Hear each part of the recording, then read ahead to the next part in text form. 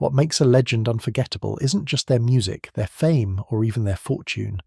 It's the story that surrounds them, the mystery that clings to every decision, every triumph, and every downfall. Some artists capture the world's attention for a season, enjoying their moment under the spotlight before fading into history. But then there are those rare figures who rewrite the rules entirely, whose every move sparks conversation, whose mistakes create just as much fascination as their masterpieces, and whose legacy refuses to be confined to a single era. This is one of those figures, an artist who has managed to remain both celebrated and controversial, adored and criticized, praised for genius yet endlessly scrutinized for chaos. Their career is not a straight line but a storm, messy, unpredictable and unforgettable. At every stage they've drawn the world closer, not because they were perfect, but because they were real, raw, and impossible to ignore.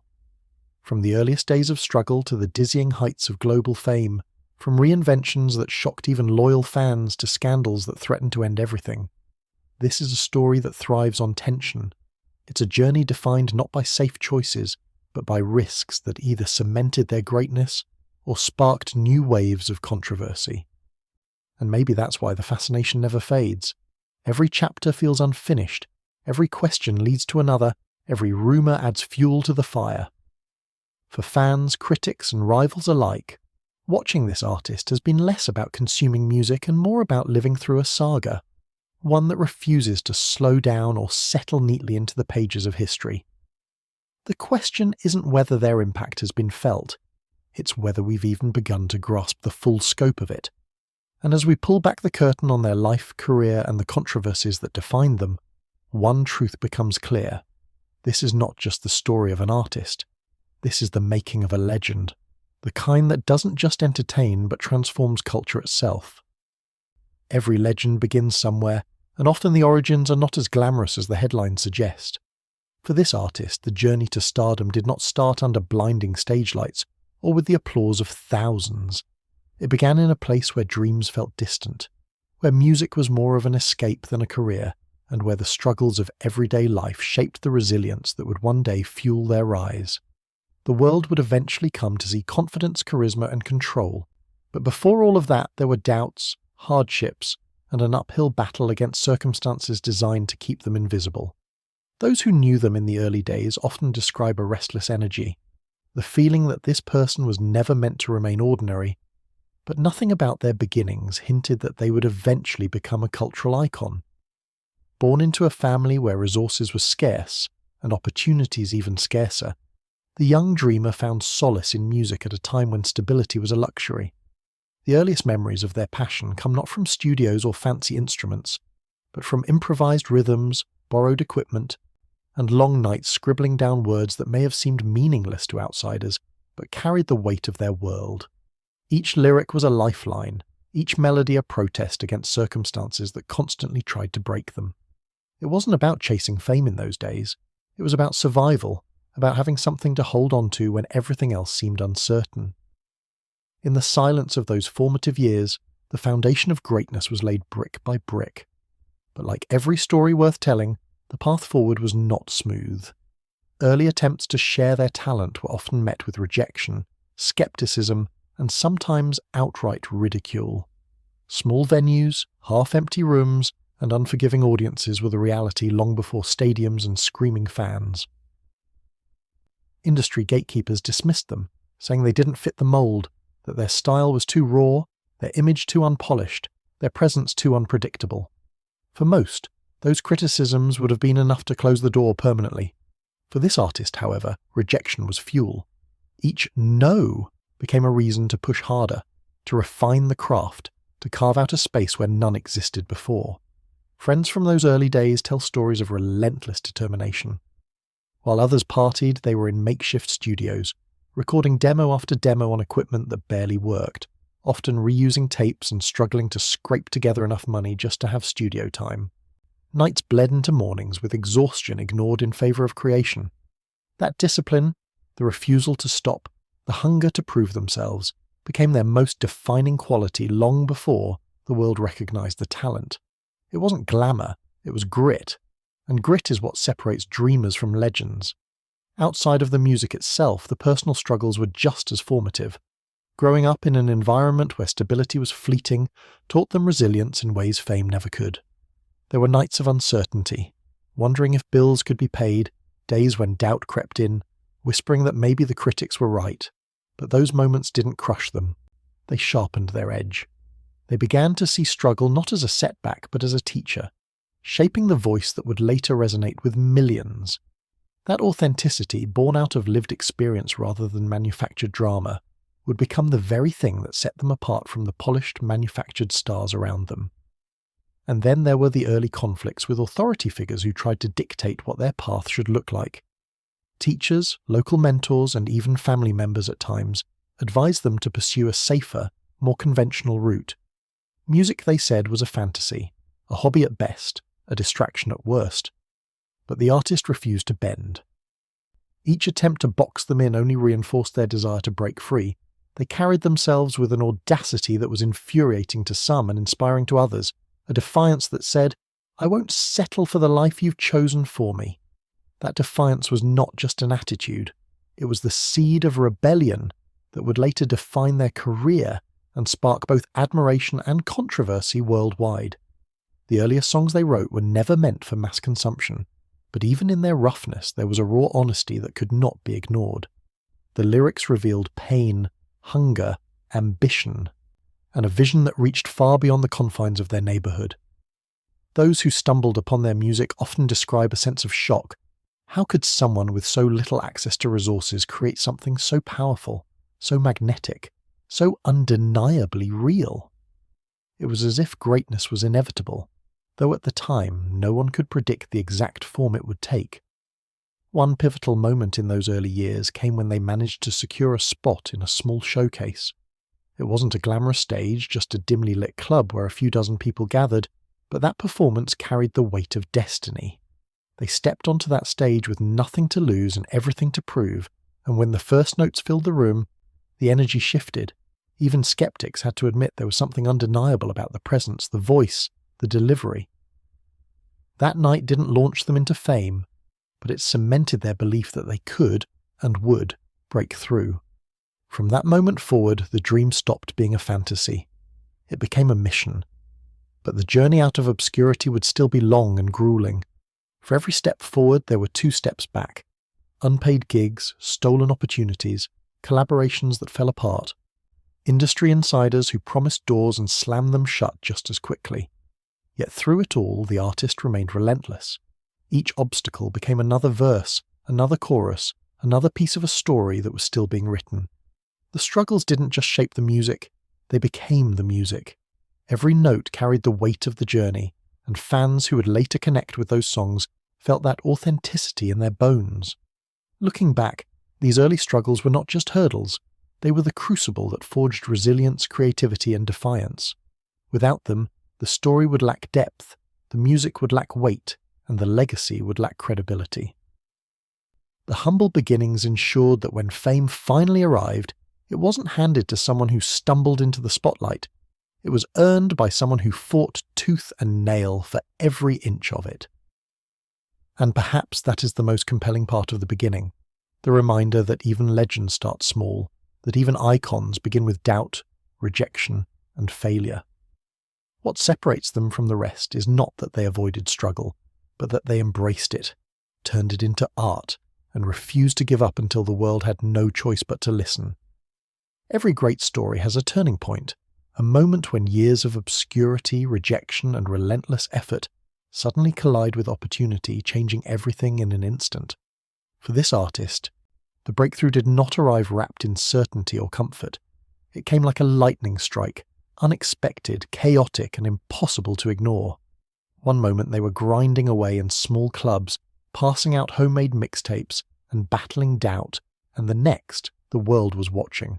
But what made this breakthrough so remarkable was not just the sudden surge of fame.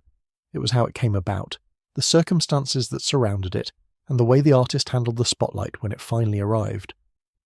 The first glimpse of breakthrough came in the form of a song that wasn't supposed to matter. It was recorded on borrowed time in a second-rate studio, laid down with little expectation beyond reaching a handful of local fans.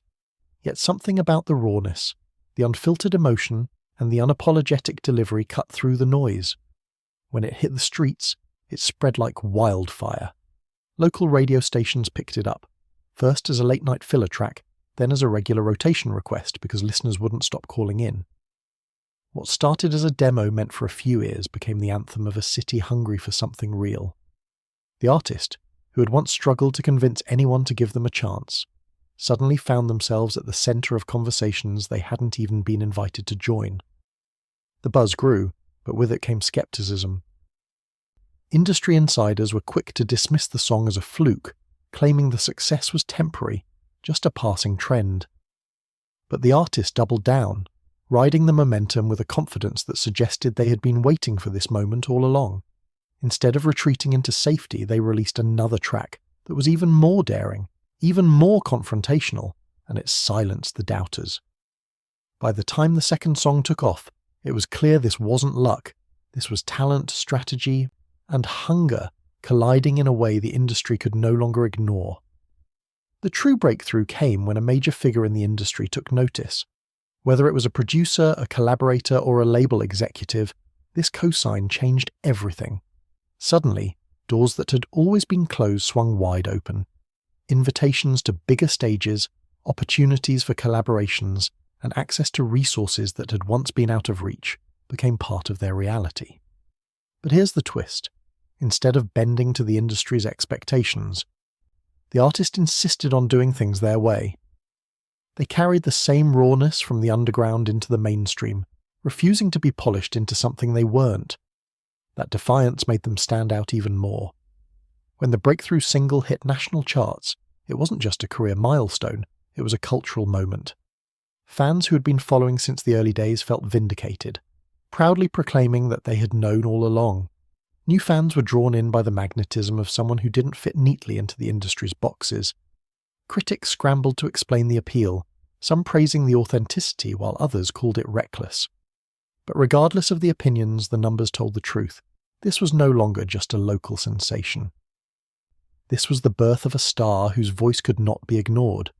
With fame, however, came the pressure of expectation. Breakthroughs often crush artists who are unprepared for the glare of constant attention. Suddenly, every lyric, every outfit, every offhand remark became news. The artist who had once fought to be heard now had their words dissected under a microscope.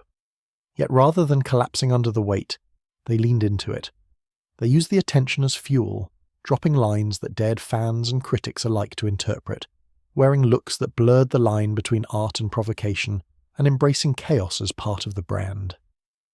It wasn't about playing safe anymore. It was about setting fire to the rules and watching the world react. Behind the scenes, though, the breakthrough was not without conflict. Record labels wanted control, pushing for safer singles and carefully curated images. The artist resisted, often clashing with executives who didn't understand that unpredictability was not a flaw, but the core of their appeal. This tug-of-war created tension but also fueled the narrative. Fans saw their hero as someone fighting against the system, refusing to sell out, and staying true to the essence that had attracted them in the first place. Every battle with authority only strengthened the connection with the audience, who felt like they were part of a revolution rather than just consumers of music. The breakthrough also redefined what fame looked like in a digital era. While traditional media tried to keep up, the artist used online platforms to bypass them entirely, speaking directly to fans in a way that felt chaotic, raw, and unfiltered.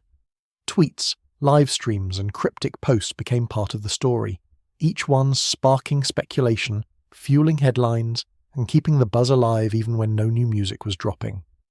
This direct connection with the audience was revolutionary, and it ensured that the breakthrough was not just a moment, but the beginning of an ongoing conversation.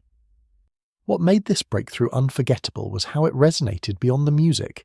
It wasn't just about catchy hooks or viral moments, it was about what the artist represented.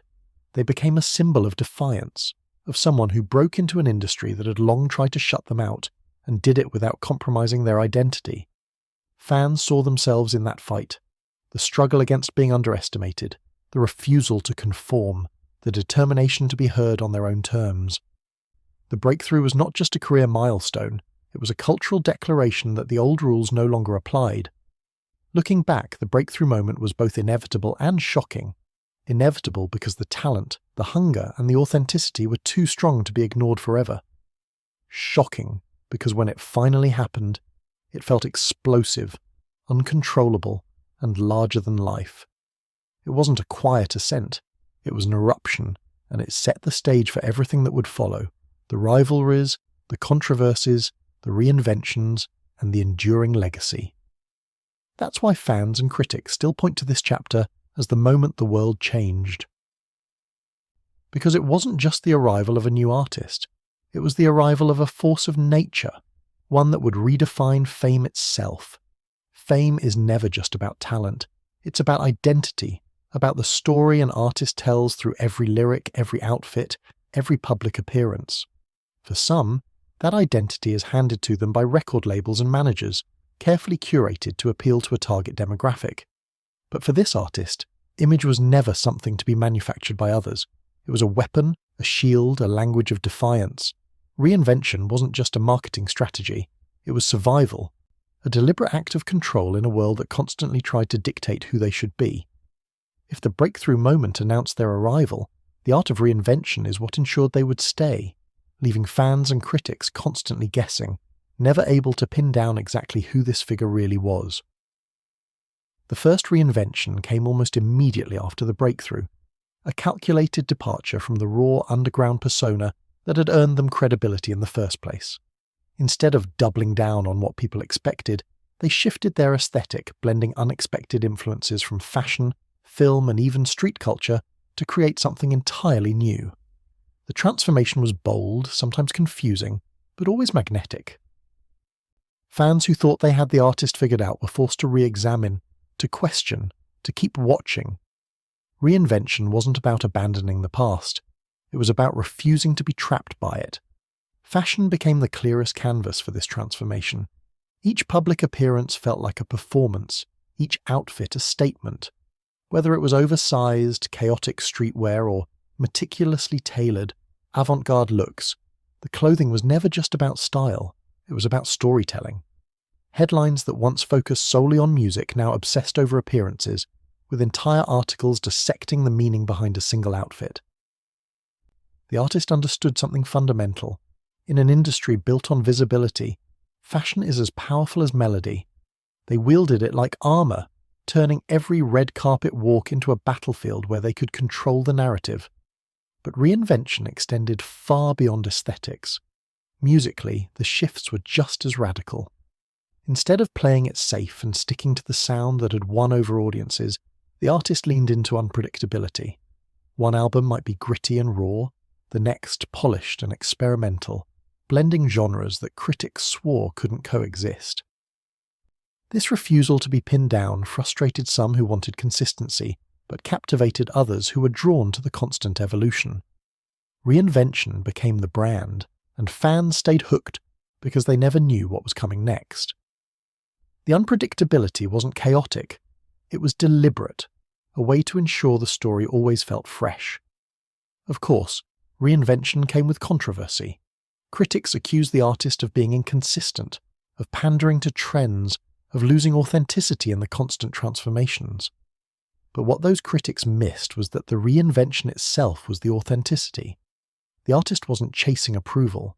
They were chasing freedom, and freedom meant refusing to live inside anyone's expectations. Every shift was a reminder that they would not be owned by fans, critics, or the industry. That defiance is what made them magnetic, because deep down, audiences are drawn to those who dare to live without apology. The image building also leaned heavily into mystery.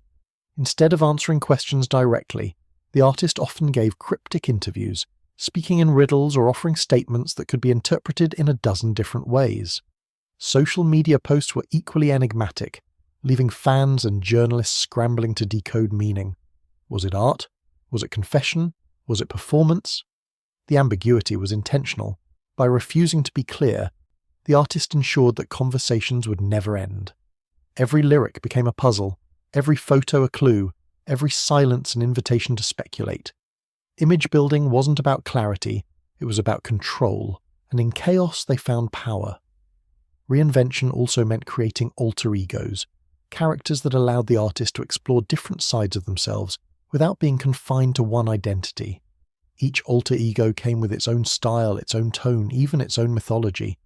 Fans debated endlessly about where the real person ended and the performance began. But that was the point. The line was supposed to blur. By embodying multiple personas, the artist exposed the very artifice of celebrity, showing that fame itself is a performance. At the same time, it gave them freedom to experiment without fear of alienating audiences, because reinvention had become expected. One of the most fascinating aspects of this phase was how reinvention functioned as both a shield and a spotlight. On one hand, it allowed the artist to protect their true self, hiding behind layers of performance so that the public never fully knew who they were. On the other hand, it made them impossible to ignore, because each transformation demanded attention. Each new chapter sparked headlines. The paradox was powerful. The more they reinvented, the more untouchable and unforgettable they became. Behind the reinvention, however, was also pain. The constant pressure to stay ahead, to avoid being trapped in one version of themselves, took a toll. Reinvention was liberating but exhausting, and sometimes the shifts felt less like choices and more like necessities. To stop evolving felt dangerous, like stagnation would mean death in an industry that devours those who stand still. This tension between freedom and pressure, between authenticity and performance, became part of the fascination. Fans didn't just admire the reinvention, they worried about the cost of it, sensing that behind the dazzling transformations was someone constantly battling to stay in control. Still, the results were undeniable. Each reinvention brought new waves of fans, new layers of cultural influence, and new ways of shaping the conversation. Fashion houses lined up to collaborate, critics revised their opinions, and even rivals had to admit that the constant evolution kept them at the center of attention. Reinvention had transformed them from a breakthrough star into a cultural icon, not because they followed trends, but because they created them, burned them down, and rebuilt them again on their own terms. Looking back, Section 3 is not just about fashion choices, musical shifts, or cryptic interviews. It's about the philosophy of never being trapped, the insistence on change as a form of power. Reinvention and image building were not side notes in their career. They were the career, the defining qualities that made every chapter feel like a new book in an endless saga. The artist proved that to survive fame, you don't just adapt to the game, you rewrite the rules entirely. And in doing so, they ensured that the fascination would never fade, because as soon as the world thought they had figured them out, they transformed again, forcing everyone to start the story all over. No story of an artist's rise to legendary status is complete without rivalries. And in this case, feuds weren't just background noise, they became part of the mythology, fueling the fascination as much as the music itself. In fact, the rivalries were often so explosive that they overshadowed releases, turning every diss, every rumour, and every public clash into events of their own. If reinvention kept the world guessing, rivalries kept it glued to every headline, waiting for the next twist. What made these feuds so compelling was that they were never one-dimensional. Some were rooted in genuine betrayal, others in competition, and still others in performance that blurred the line between reality and spectacle. And because this artist thrived on unpredictability, the rivalries never followed a predictable script. The earliest feud emerged not long after the breakthrough moment. With sudden fame came criticism from peers who had been grinding just as long, some of whom felt this artist didn't deserve the spotlight. Words were exchanged in interviews, subtle jabs slipped into lyrics, and before long the tension escalated into a full-blown war of words. Fans ate it up, picking sides and fueling online debates that sometimes got more attention than the music itself. While the rival may have hoped to drag them down, the opposite happened. The controversy only amplified their visibility. Each insult became a headline, each response dissected like scripture. For the first time, audiences weren't just consuming songs, they were watching a battle unfold in real time. But the rivalries didn't stop there. As the artist's fame grew, so did the number of adversaries. Some conflicts were rooted in creative differences, particularly collaborations gone wrong. Promises of joint projects fell apart, leaving bitterness and public accusations. In an industry where egos collide as often as beats, these fallouts were inevitable, but what made them legendary was how the artist leaned into them. Instead of quietly backing down, they turned feuds into fuel for art. Diss tracks weren't just insults. They were masterpieces, cleverly written and brutally honest, exposing details that left fans in shock and rivals scrambling to respond. These moments blurred the line between personal drama and professional output, making every release feel like both music and confrontation. Some rivalries were far more personal, involving betrayal by people once considered allies. The sting of trust broken translated into lyrics filled with venom, and fans were left wondering just how much of what they were hearing was real. Rumours swirled about backstage arguments, contracts sabotaged, even friendships weaponized. The mystery of what truly happened behind closed doors only deepened the allure. Was this a feud of convenience, amplified for publicity, or was it genuine animosity that spilled into the public eye? The lack of clear answers ensured fans kept speculating, and speculation is the oxygen of legacy. What elevated these rivalries beyond ordinary beefs was how they became cultural moments. Entire fan bases rallied like armies, fighting online wars, creating memes and demanding responses. Every time a rival dropped a track, fans flooded comment sections demanding a clapback. The artist, ever the strategist, often delayed responses just long enough to build tension, then dropped verses so sharp they cut through the noise like knives. These weren't just songs, they were declarations, and each one raised the stakes higher. Perhaps the most notorious feud was with another giant of the industry, a clash that split the music world down the middle. It began with whispers, subtle digs that might have gone unnoticed if not for the history between them.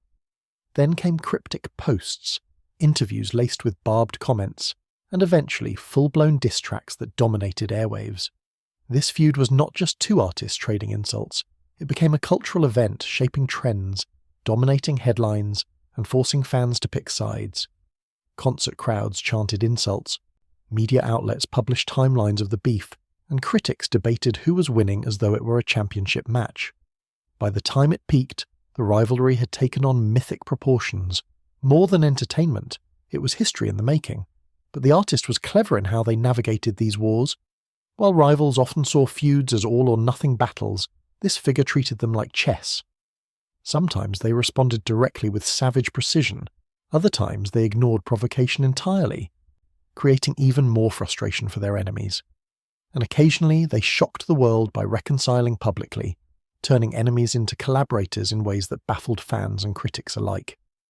These reconciliations didn't erase the rivalries, they only added to the mystique, making people question whether the battles had been real or staged all along. In truth, that ambiguity was the point.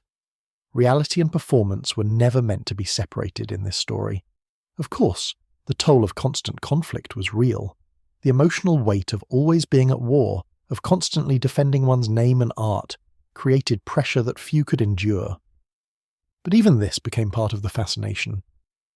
Vulnerability bled into the music, moments of exhaustion revealed in interviews, and fans began to see the cost of the chaos. Yet, rather than diminishing their legacy, it made the artists seem more human. They weren't invincible. They were fighting battles on and off the stage, and that humanity only deepened the connection with fans. Looking back, the rivalries were more than just entertainment. They shaped the artist's legacy, defining eras of their career and giving context to the art they created. Feuds forced them to sharpen their skills, to push their creativity further, to craft music that was not only powerful but also deeply personal. And beyond the music, the rivalries cemented their place in cultural memory. Because while songs may fade from the charts, stories of battles, of conflict, betrayal, and redemption live on. Section 4 proves that rivalries and feuds were not distractions from the career, they were integral to it. They kept the narrative alive, ensured the artist stayed at the centre of attention, and created cultural moments that fans still dissect to this day. Every rivalry added a new layer to the legend, another chapter in the never-ending story. And perhaps the most powerful truth about these conflicts is this: whether won, lost, or unresolved, they all served the same purpose. They kept the artist unforgettable, ensuring that even in silence people could not stop talking about them. Every artist dreams of the moment when their name alone becomes enough to fill stadiums, when their voice echoes across continents, when fame stops being regional and transforms into something global. For this artist, that moment didn't come quietly. It arrived like a tidal wave, impossible to ignore, overwhelming in its scope, and redefining what success in music truly meant. The rise had already been spectacular, but peak fame was something else entirely, a state where they weren't just a musician anymore but a cultural force, a symbol recognised in countries they had never even set foot in. It was the kind of fame that rewrites lives permanently, creating both opportunities and pressures that ordinary stardom could never prepare someone for. The peak era began with a record-breaking album, one that not only topped charts in their home country, but spread like wildfire internationally. The songs became anthems, played at clubs in Europe, blasting through car speakers in South America, and dominating playlists in Asia. Each single carried with it a universality that crossed language barriers, turning casual listeners into fans who didn't need to understand every lyric to feel the energy. It wasn't just about catchy hooks. It was about authenticity wrapped in raw energy that resonated everywhere. The album didn't just sell, it defined a moment in global culture. With music came tours that seemed almost impossible in scale. Stadiums sold out in minutes, tickets becoming prized possessions resold for astronomical prices. From New York to Tokyo, from London to Johannesburg, crowds gathered in the tens of thousands, chanting lyrics word for word, united by sound and spectacle. The performances weren't just concerts, they were events, multi-hour immersions into a world built by the artist, complete with elaborate stage designs, pyrotechnics, and choreography that transformed shows into something closer to cinematic experiences. Fans didn't just attend, they lived it, documenting every second on social media, creating viral moments that spread the legend even further. But peak fame wasn't measured only by music. Endorsements, fashion collaborations, and brand partnerships flooded in. Major companies saw the artist as the ultimate representative of cultural relevance, eager to attach their products to someone who wasn't just popular, but iconic. Luxury brands gave them front-row seats at fashion weeks, streetwear labels clamoured for collaborations, and tech companies positioned them as the face of innovation. Each partnership didn't just sell products, it expanded the mythos of the artist, embedding them deeper into every facet of daily life. At the height of fame, their influence extended far beyond music into fashion, lifestyle, and even politics, as their voice on social issues carried weight across nations. The media frenzy was relentless. Paparazzi followed their every move, tabloids spun stories out of the smallest gestures, and interviews became events dissected by millions. Fame at this level meant privacy was almost non-existent, yet the artist navigated it with a mixture of defiance and strategy. Sometimes they leaned into the attention, feeding the headlines with cryptic comments or bold appearances. Other times they vanished completely, letting absence create hunger that only made their return more dramatic. This ability to manipulate the spotlight kept them from being consumed by it, turning even the chaos of constant coverage into a tool of power. Of course, with fame came controversies magnified to global proportions. Every misstep, every offhand comment, every rumour became breaking news, sparking debates that travelled faster than the music itself. Yet what might have destroyed others only seemed to add layers to their story. Fans defended them passionately. Rivals tried to use the scandals to their advantage, and critics wrote endless think pieces dissecting the meaning of it all. But the truth was simple. At this level of fame, every controversy was oxygen, and the artist knew how to breathe it in, turning even negativity into fuel for further domination. Another defining trait of this peak era was the artist's ability to transcend demographics. Their fan base wasn't confined to one age group, one culture, or one social circle. It was everyone. Teenagers screamed their lyrics, adults admired their creativity, even people outside the music scene recognized their face and name. The universality of their presence made them larger than life, someone who couldn't be ignored regardless of whether you loved or hated them. Few achieve that kind of reach, and fewer still sustain it.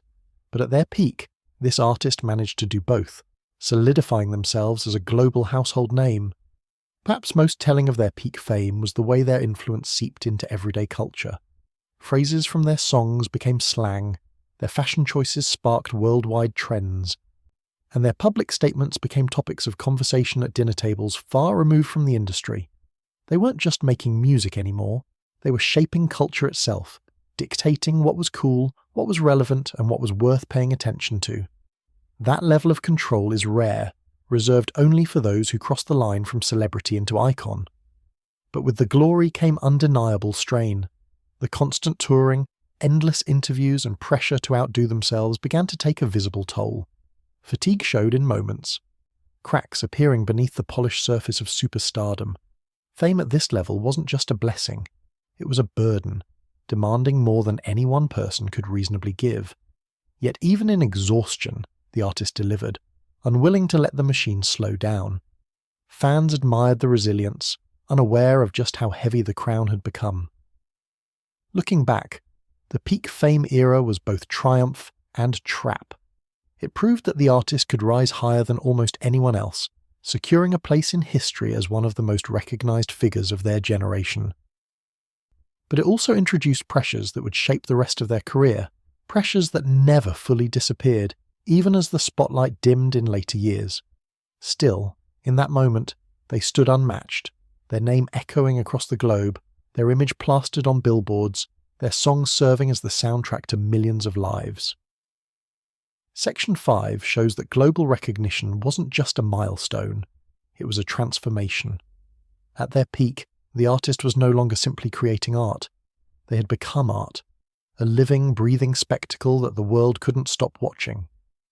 And while the glory of that moment came with shadows, it ensured one undeniable truth. Their legacy was already carved into stone, impossible to erase, unforgettable even in the shifting tides of culture. For every star who rises to global fame, there comes a point when the very spotlight that once celebrated their talent begins to magnify their flaws. For this artist, scandals and controversies were not occasional detours, but recurring storms that seemed to follow them at every stage of their journey.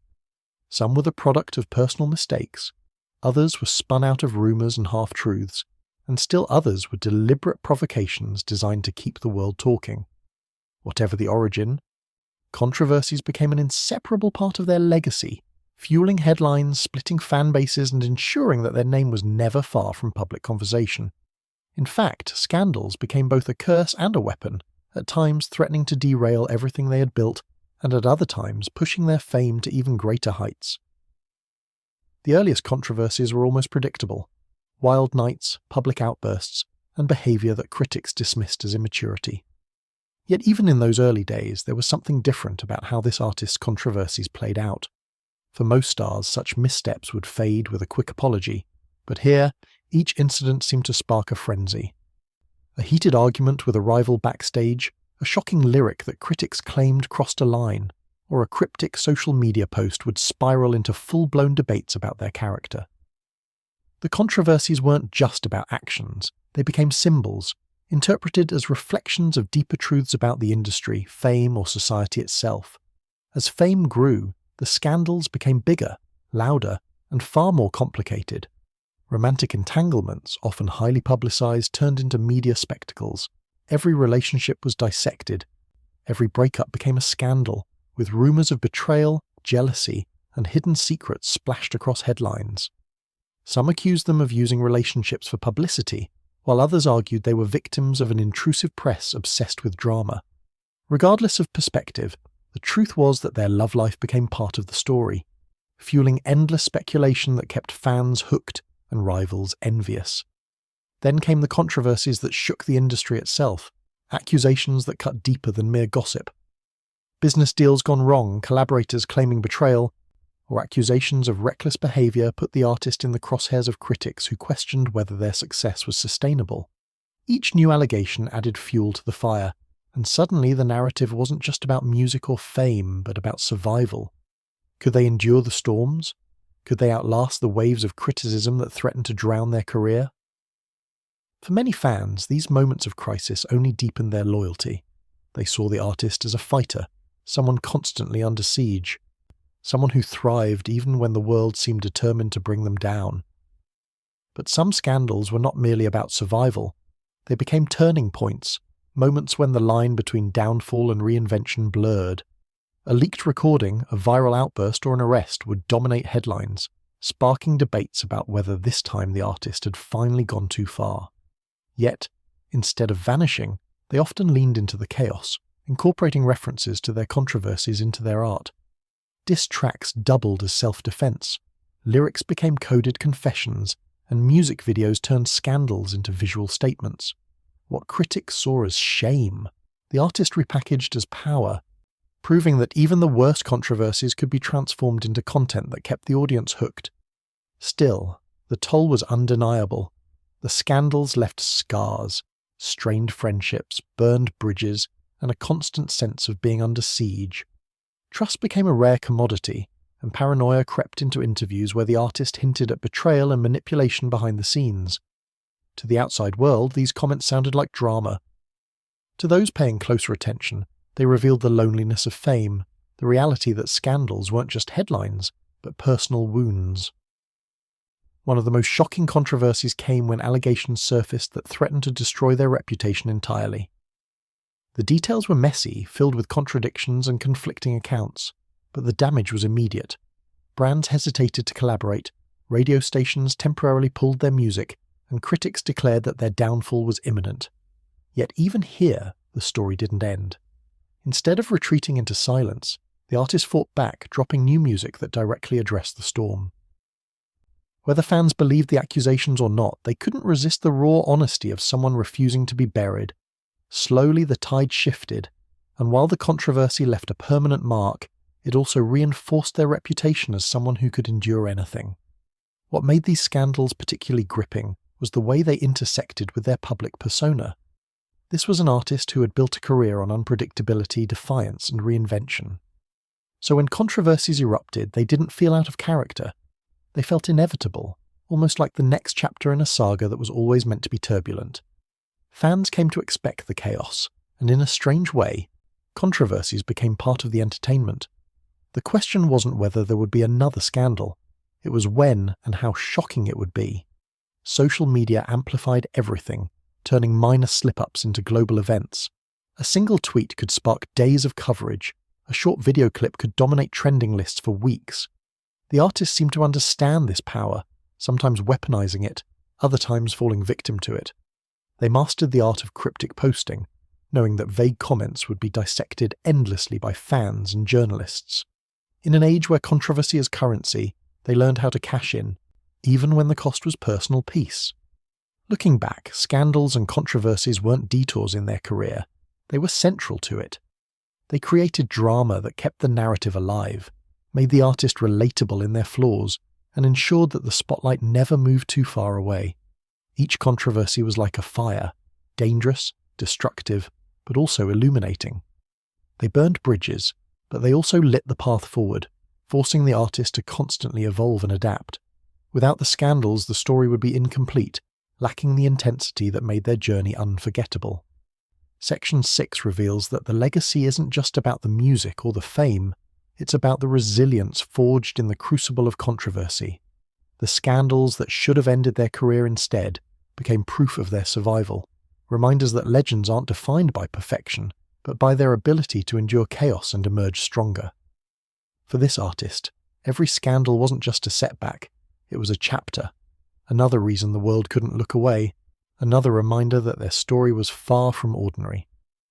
The media has always been both a mirror and a magnifying glass for public figures, reflecting their image back to the world while distorting every detail into something larger than life. For this artist, the relationship with the media was never simple. It was a war zone, a stage, and a partnership all at once, filled with contradictions that defined not just how the world saw them, but how they saw themselves. At times, the media crowned them a genius, a trailblazer, an icon rewriting the rules of music and culture. At other times, the same media painted them as reckless, unstable, and even dangerous. Yet through it all, one thing remained certain. The press could never look away, and the public could never stop watching. From the earliest moments of fame, the media latched onto their story. Every underdog narrative, every hint of struggle, every minor triumph was inflated into a headline. Newspapers framed them as the voice of a generation, while television interviews tried to present them as a curiosity, a character too bold to be ignored. The rise to fame wasn't just fueled by talent. It was amplified by coverage that turned their life into a serialized drama, each article and segment another episode for the public to consume. Even when critics sneered, the attention they gave only built the legend further. As fame escalated, so did the scrutiny. The same outlets that once praised their originality now dissected their every move, looking for cracks in the image. If they arrived late to a show, it was reported as arrogance. If they gave a cryptic answer in an interview, it became evidence of instability. Their fashion choices, once celebrated as bold, were twisted into signs of desperation or ego. It became clear that the media thrived not just on their success, but on their flaws, crafting narratives that ensured constant engagement from readers and viewers. For the press, this artist was golden, too unpredictable to ignore, too controversial to resist. Yet the artist was no passive victim. They learned to manipulate the media just as much as the media tried to manipulate them. When they wanted headlines, they gave shocking quotes. When they wanted silence, they disappeared without warning, creating speculation that filled pages without them saying a word. They turned interviews into performances, sometimes refusing to answer straightforwardly, sometimes dropping statements so outrageous that they became viral within hours. The media thought they were exposing the artist, but in reality, the artist was often using them as a megaphone, ensuring that their narrative stayed alive. Public perception, of course, was shaped directly by this constant tug-of-war. Fans devoured every article, every viral clip, but they didn't always swallow the media's framing. In fact, many began to see their idol as misunderstood, someone unfairly targeted by critics who couldn't handle their authenticity. This created a powerful dynamic. The more the media criticized, the more fiercely fans defended. It was as though every negative headline became a rallying cry, solidifying loyalty instead of breaking it. Public perception split sharply. On one side, those who saw them as chaotic and destructive. On the other, those who saw them as visionary and persecuted. That polarization only increased the fascination, because nothing sparks conversation like controversy. The artist's relationship with the press also highlighted deeper issues within culture itself. Coverage often revealed biases, criticisms rooted not in actions but in who the artist was, the background they came from, or the audacity to defy norms. Fans pointed out double standards, comparing the scrutiny they faced to the leniency given to others in the same industry. Each unfair article or slanted interview became more proof of systemic issues, turning the artist into an unintentional symbol of resistance. In this way, the battle with the media transcended entertainment, becoming part of larger social conversations about fame, identity, and power. Social media transformed this dynamic further. No longer dependent solely on traditional outlets, the artist had direct access to millions, able to bypass journalists and speak to fans instantly. This was both a blessing and a curse. On one hand, it allowed them to control their own narrative, releasing statements, music, or cryptic messages without interference. On the other, every post was scrutinized by the same media they tried to avoid, dissected, twisted, and rebroadcast as news. Still, the raw, unfiltered nature of social platforms gave the public a sense of intimacy, a belief that they were closer to the real person behind the headlines. This connection often softened the impact of negative coverage, reminding fans why they admired them in the first place. But the tension between media and public perception never disappeared. The artist's image swung like a pendulum, hero one month, villain the next. When controversies exploded, headlines painted them as irredeemable. When they released a groundbreaking album, the narrative shifted to redemption. This cycle repeated endlessly, creating a rhythm that defined their career as much as the music itself. For fans, it was exhausting but addictive, a constant stream of highs and lows that made following the artist feel like living through a never-ending series. Behind the spectacle, however, the toll was immense. Constant criticism wore them down, feeding insecurities and fueling anger. At times, they lashed out at reporters, boycotted interviews, or went on tirades against the press. These moments only created more headlines, deepening the cycle. Yet paradoxically, the very system that threatened to destroy them also ensured their relevance. Every negative article, every hostile editorial, kept them in the public eye, guaranteeing they were never forgotten. In the end, media pressure wasn't just destructive. It was part of the machinery that maintained their status as unforgettable. Public perception evolved in fascinating ways. For casual observers, the artist was a source of entertainment, someone to gossip about, criticise or praise depending on the latest scandal. For dedicated fans, they became a mirror of struggle, a figure who embodied resilience against unfair judgment. For critics, they were a challenge, a subject too complex to simplify into neat categories.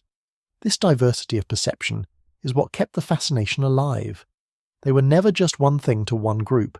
They were many things to many people, a constantly shifting figure whose meaning depended on who was watching.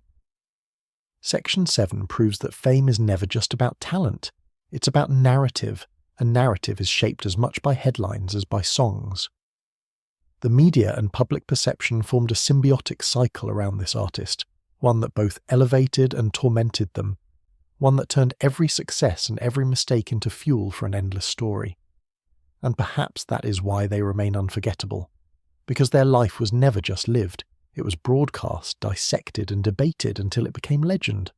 Every legend story has a chapter where the shine of fame begins to tarnish, where the very things that once built a career start to unravel under their own weight. For this artist, that chapter came in the form of a downward spiral, a period marked by chaos, exhaustion, and decisions that seemed to accelerate decline rather than slow it. What made this era so gripping was that it didn't happen overnight. The spiral was gradual, creeping in through cracks that had been forming for years, until suddenly it was impossible to ignore. The world that once celebrated every move now watched in morbid fascination, wondering if the same fire that had fueled greatness would be the flame that consumed it. At the core of the spiral was burnout, years of relentless touring, endless studio sessions, constant reinvention, and an unforgiving spotlight had taken their toll. The artist's energy, once boundless, began to falter.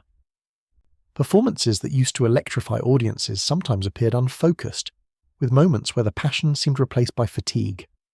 Fans noticed, critics pounced, and whispers of decline began to circulate.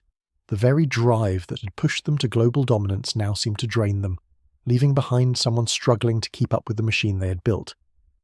Alongside exhaustion came escalating controversies that no longer seemed like sparks of rebellion but signs of instability.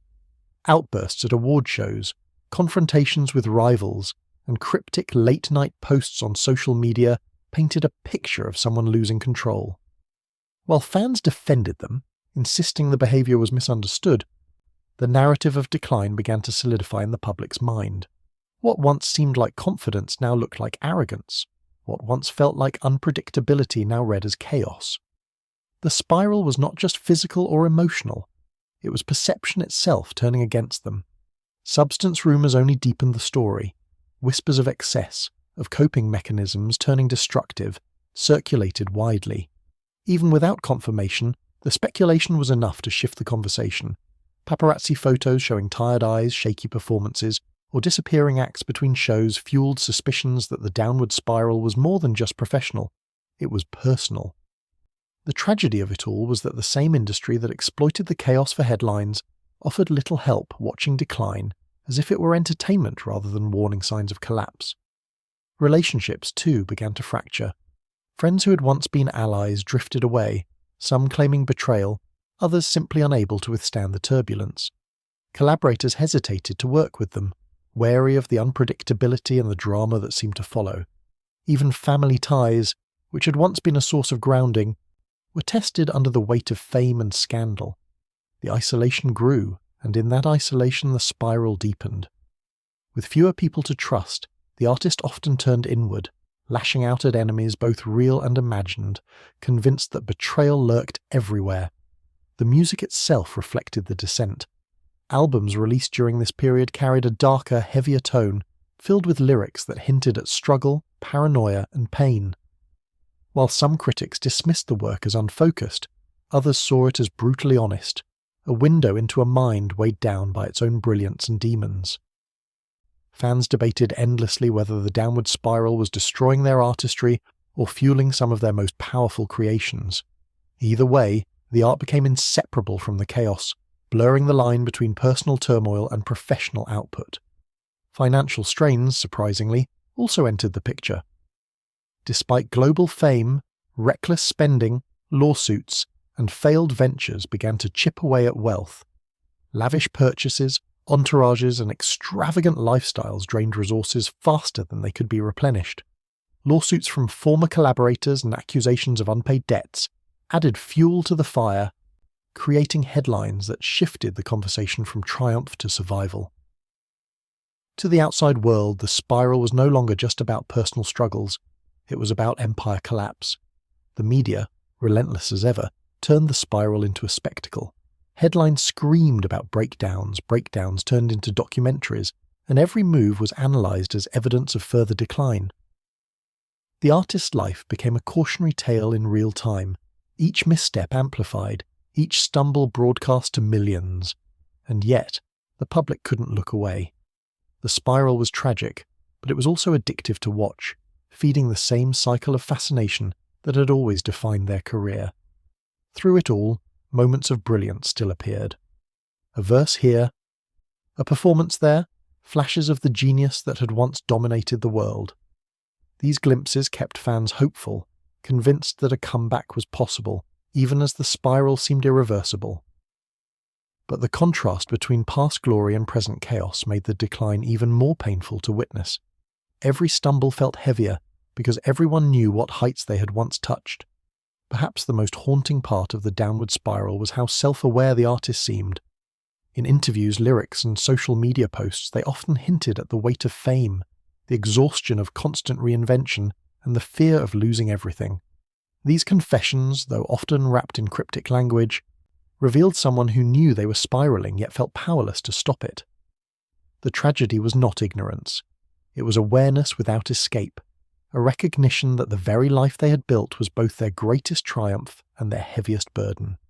Looking back, Section 8 shows that the downward spiral was not just a fall, it was a transformation, one that revealed the fragile humanity behind the legend. The spiral stripped away the myth of invincibility, exposing vulnerabilities that had always been hidden beneath the spectacle. And in doing so, it made the story even more compelling, because audiences don't just worship perfection, they connect to flaws, to struggles, to the raw reality of watching someone battle demons in public view. The downward spiral was painful, destructive, and heartbreaking, but it was also unforgettable. Another chapter that ensured the artist's story would be discussed, debated, and remembered long after the final curtain. Every downfall invites the question, is redemption possible? For this artist, the downward spiral didn't mark an end but a turning point, a chapter that opened the door to attempts at clawing back control, regaining respect, and proving that a career defined by chaos could still find redemption. But redemption is never straightforward, especially for someone whose every step is watched, analysed, and magnified. For them, it wasn't just about music. It was about survival, about rewriting the narrative that had begun to paint them as a cautionary tale rather than a cultural force. And so began a journey that was messy, uneven, but undeniably compelling, the fight to rebuild. The first signs of redemption often came in whispers rather than grand gestures. After a stretch of silence marked by scandals and erratic behaviour, they re-emerged with interviews that carried a new tone, softer, reflective, almost remorseful. Instead of dismissing their controversies, they acknowledged them, sometimes cryptically, sometimes directly. Fans and critics alike were shocked. For someone who had built their reputation on defiance, on never apologising, this new openness suggested change. Whether it was genuine or strategic hardly mattered. The shift in tone was enough to spark curiosity. Could the rebel who had thrived on chaos truly be seeking peace? The music became the clearest canvas for redemption. New projects carried an emotional rawness, filled with lyrics about regret, resilience, and the cost of fame. Gone were the brash declarations of invincibility. In their place came confessions, admissions of weakness, and glimpses of vulnerability that had previously been buried under bravado. Fans latched onto these tracks as proof of growth, hearing in the verses not just artistry, but humanity. Critics, too, softened, praising the honesty even as they questioned whether it could last. The music didn't erase the scandals, but it reframed them, transforming chaos into art and pain into storytelling. Live performances also became part of the redemption arc, where once they had stumbled through sets or shown up erratic, now there were glimpses of focus, discipline, even gratitude. Audiences who had once feared the chaos of unpredictability began to see flashes of the performer they fell in love with, the one who could command a crowd effortlessly. The redemption wasn't about perfection, it was about progress, about showing enough improvement to remind people that greatness still lived within them. Fans began to believe again, holding on to hope that the downward spiral was only a chapter, not the ending. But redemption isn't just about talent, it's about trust. And trust, once broken, is hard to rebuild. To address this, the artist took deliberate steps to repair relationships. Public apologies to former collaborators, reconciliations with rivals once thought to be permanent enemies, and even heartfelt messages to fans showed a side rarely seen before. These gestures weren't always universally accepted. Some dismissed them as publicity stunts, but they mattered. Every apology, every act of humility chipped away at the walls that scandals had built, allowing people to see glimpses of sincerity. Still, attempts at redemption were far from smooth. For every step forward, there were setbacks, moments where old habits resurfaced, controversies reignited, or public missteps reminded everyone of the past. A single angry outburst on social media could undo weeks of progress, plunging the narrative back into doubt. Redemption, in this story, was never linear. It was fragile, constantly tested by the weight of reputation and the temptation of old patterns. Fans remained loyal but cautious, unsure if the changes were permanent or just temporary illusions. What made the redemption arc captivating was the rawness of the struggle. Unlike carefully manufactured comebacks crafted by PR teams, this one felt unpredictable, messy, and real. There were no guarantees, no perfect rollouts, just a person trying, failing, and trying again. That authenticity resonated deeply with fans who knew redemption in real life is rarely clean. Watching their idol stumble through the process made the connection even stronger, because it mirrored the human experience of fighting to do better, despite constant setbacks. Media coverage, of course, complicated everything. Positive steps were often overshadowed by lingering skepticism, with headlines questioning motives or predicting relapse. When they apologized, the press debated whether it was genuine. When they released new music, critics wondered if it was calculated. The skepticism was relentless, but paradoxically, it only added weight to the redemption arc. If they could win over even the harshest critics, it would prove their transformation was undeniable. The battle for redemption was not just personal, it was public, a fight for narrative control against an industry built on sensationalism. One of the most powerful moments of this era came during a candid interview where the artists spoke openly about their struggles, the toll of fame, the mistakes they regretted, the demons they continued to fight. For the first time, the mask slipped entirely, and what emerged was not a legend but a human being, vulnerable and flawed. The interview went viral, not because of controversy but because of its honesty. It marked a shift in perception, a reminder that redemption is not about erasing the past but confronting it. For many fans, that moment alone was enough to reignite loyalty, to see not just a star but a survivor. The attempts at redemption also carried broader implications. By addressing their struggles openly, the artists sparked conversations about mental health, addiction, and the pressures of fame. What had once been scandals turned into opportunities for dialogue, giving their story meaning beyond entertainment. They became, unintentionally, a symbol of resilience, someone whose very survival inspired others to confront their own battles. Redemption, in this sense, was not just personal, it was cultural, reshaping how audiences thought about the cost of fame and the possibility of recovery. Looking back, Section 9 shows that redemption is not about perfection or erasing the past, it's about persistence. The artists' attempts were messy, filled with contradictions, setbacks, and triumphs. They stumbled, they rose, they fell again, but through it all, they kept fighting to reclaim control of their story. And while the world may never fully forget the scandals, it also cannot deny the resilience, the courage to try again even when the odds were stacked against them. The redemption arc remains one of the most compelling parts of their legacy, because it reflects the essence of humanity itself. We all fall, we all fail, but the fight to rise again defines us more than the fall ever could. For this artist, redemption was never guaranteed, but the attempt alone ensured that their story remained unforgettable, not as a perfect tale of triumph, but as a raw, real saga of survival. Every story of a great artist has a point where the world believes they've reached their end, where the controversies, the spirals, and the chaos seem too heavy to climb out from under. For this artist, the downward spiral had left them broken in the eyes of the public, their reputation hanging by a thread, their brilliance overshadowed by mistakes.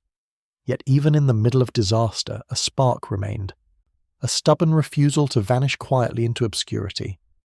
And that is where the attempts at redemption began, not as some neat scripted comeback orchestrated by a team of managers, but as a messy, uncertain, and deeply human struggle to rise from the ashes of their own making.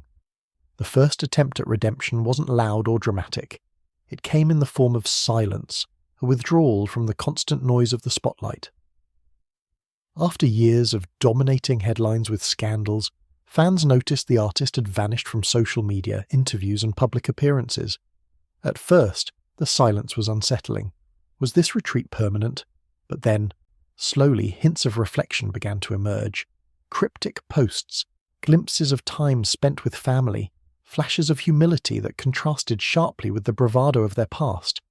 It wasn't a clean apology, but it was enough to signal a shift, a suggestion that the chaos was giving way to something more thoughtful. When the artist finally spoke, it wasn't in the form of a defensive rant, but in moments of surprising vulnerability. In interviews, they acknowledged mistakes, hinted at regrets, and spoke openly about the weight of fame and the toll it had taken on their mental state. For someone known for defiance, for never bowing to criticism, this new honesty was shocking. Whether audiences believed it was genuine or not, it humanized them, reframing the narrative from reckless star to flawed individual seeking redemption.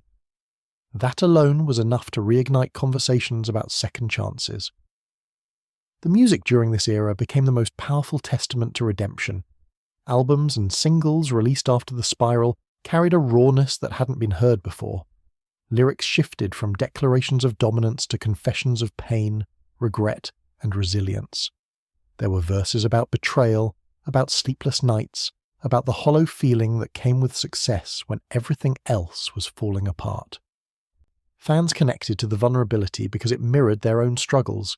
Suddenly, the artist wasn't just an untouchable figure of fame, but a mirror of human weakness and perseverance. Critics who had dismissed them began to reconsider, praising the honesty and depth of their new work. The music didn't erase the past, but it reframed it, transforming scandals into chapters of a larger story about survival. Public appearances, too, carried a new energy. Where once there had been chaos, missed shows, erratic behaviour, confrontations, there was now focus and discipline. On stage, the artist seemed sharper, more deliberate, almost grateful for the chance to perform again. Fans noticed the difference, describing concerts as redemptive experiences not just for the star but for the audience as well. In those moments, the mistakes didn't vanish, but they felt smaller compared to the living proof that resilience was possible. Rebuilding trust, however, was perhaps the hardest part of the redemption arc. Former collaborators had been burned by past feuds and betrayals, and skeptics were reluctant to believe in change. To address this, the artist began reaching out.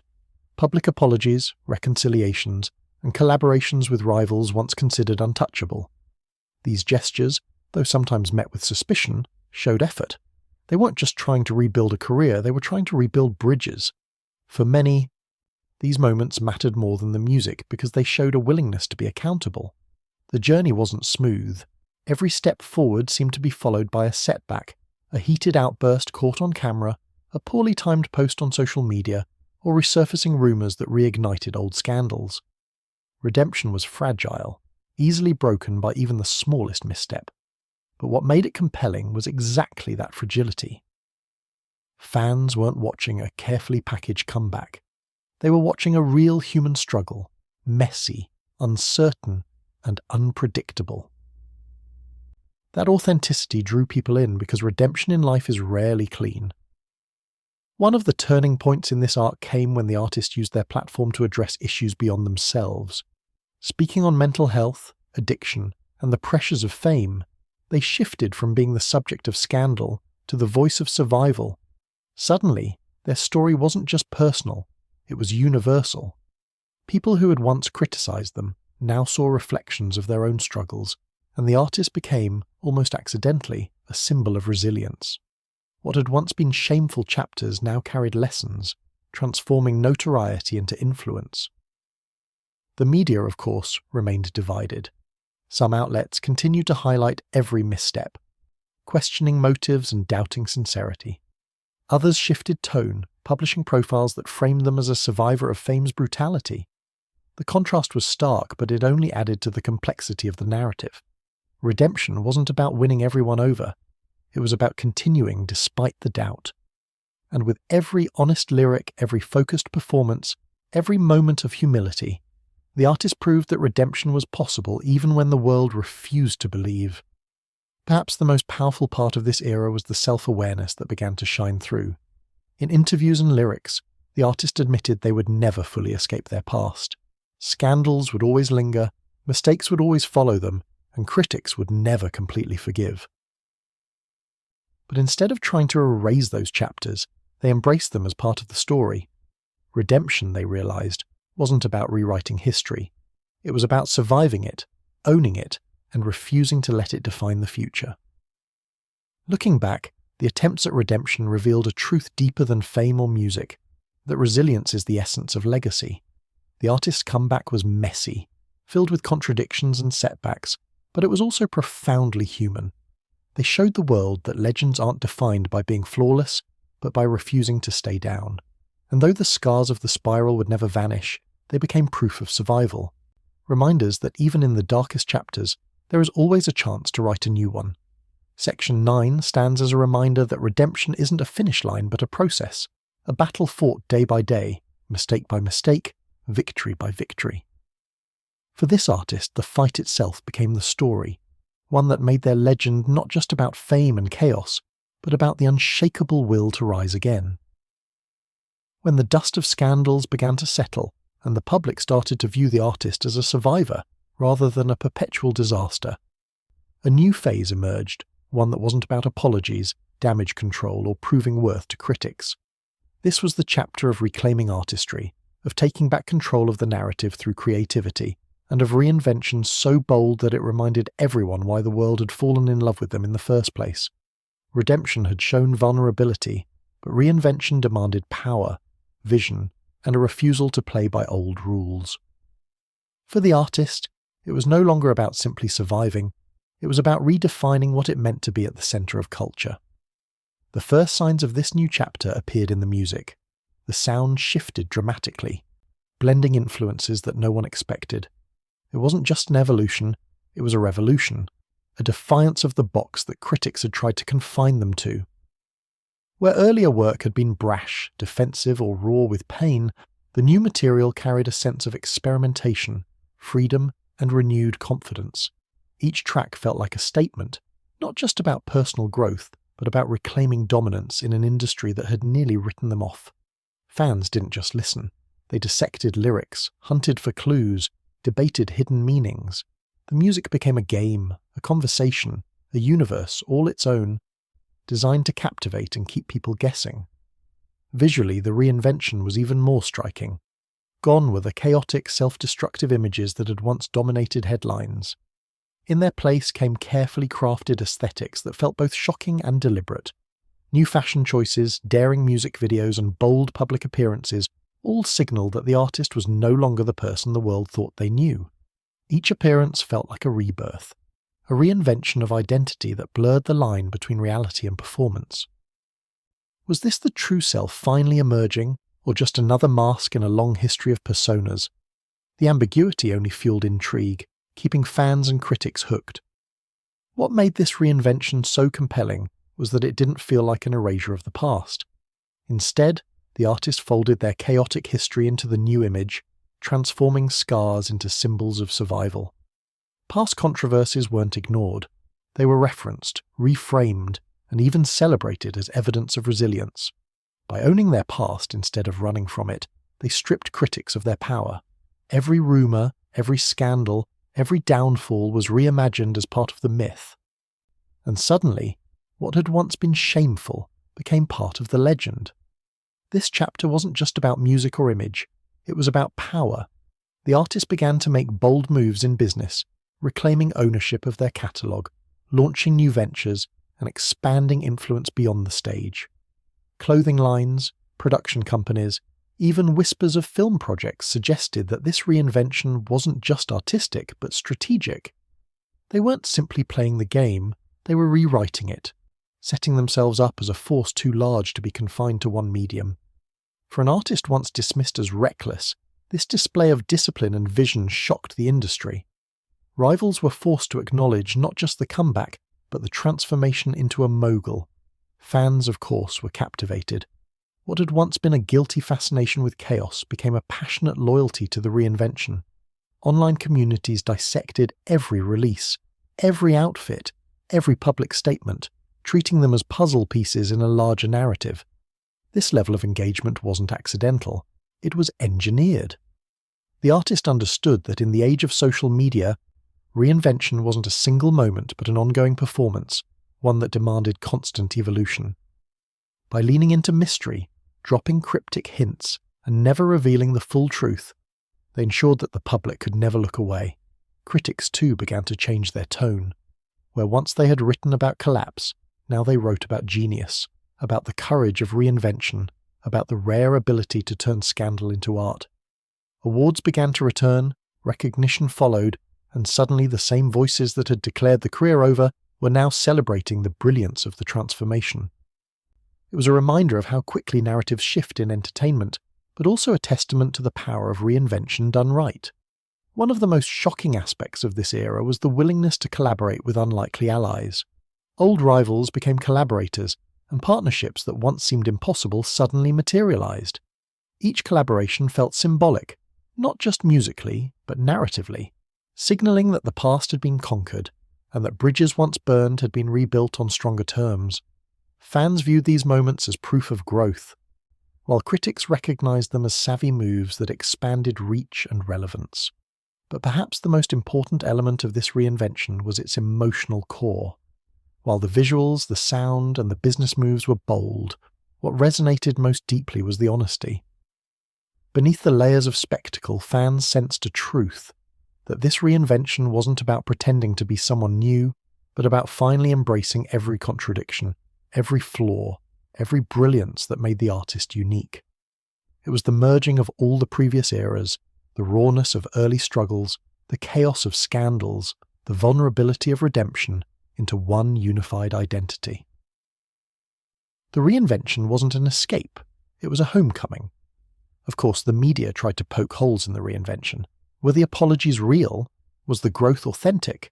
Was this just another act in a career built on manipulation and spectacle? But in a way, those questions only added to the power of the narrative. The reinvention thrived on ambiguity, on the refusal to be fully understood. For fans, not knowing was part of the allure. They didn't need neat answers. They wanted the story, the myth, the journey, and the artist more than anyone understood how to deliver it. Looking back, this era wasn't just a comeback. It was a reinvention so complete that it redefined what a comeback could even mean. It proved that an artist could stumble, fall, nearly be destroyed, and still return stronger, not by erasing mistakes, but by transforming them into fuel. It showed that survival wasn't enough. Dominance was possible, even after the world had declared you finished, and it reminded fans that legends aren't built on perfection, but on reinvention, on the courage to change when the world least expects it. For this artist, reclaiming artistry wasn't about returning to who they once were. It was about becoming something entirely new, something bigger than the scandals, bigger than the music, bigger even than the fame. Reinvention wasn't just survival, it was transcendence. And as the world watched, it became clear. The legend was no longer in question. The only question left was how far this reinvention could go, and what shocking transformation might come next. Every generation produces artists who leave behind hits, trends, or brief flashes of influence. But only a rare few reshape culture so profoundly that their name becomes shorthand for an entire era. For this artist, cultural impact wasn't a side effect of fame, it became the essence of their identity. What began as music that spoke to a niche audience grew into an unstoppable cultural wave, influencing fashion, language, attitudes, and even the way people understood fame itself. At the height of their reinvention, It was no longer just about songs or albums. It was about the ripple effects of every move they made, and how those ripples permanently altered the cultural landscape. One of the first markers of their cultural impact was how they shifted the definition of authenticity in music. Where many artists clung to carefully curated images, this figure built their reputation on contradictions, chaos, and unapologetic self-expression. What might have destroyed others only added to their myth. For fans, watching them meant witnessing the dismantling of the polished facade that had long defined stardom. Suddenly, vulnerability and imperfection became not weaknesses but sources of power. Entire generations of younger artists followed this model, discarding the idea of spotless images in favour of raw honesty. Interviews, social media posts, even music itself began to reflect this shift toward messiness as authenticity, and the artist was often cited as the blueprint. Fashion was another battlefield where their influence dominated. Outfits once dismissed as outrageous or scandalous eventually became industry-defining trends. From bold streetwear combinations to high-fashion collaborations, their aesthetic blurred lines and collapsed boundaries, merging underground styles with luxury couture. Designers who once ignored them began fighting for partnerships, understanding that aligning with this artist meant aligning with cultural relevance itself. Fans emulated the looks, creating viral trends that spread from neighborhoods to runways. It wasn't just clothing, it was an identity, a way for ordinary people to claim a piece of the rebellion the artist embodied. The language of the culture also bore their fingerprints. Phrases, slang, and lyrical snippets made their way into everyday conversations, memes, and online communities.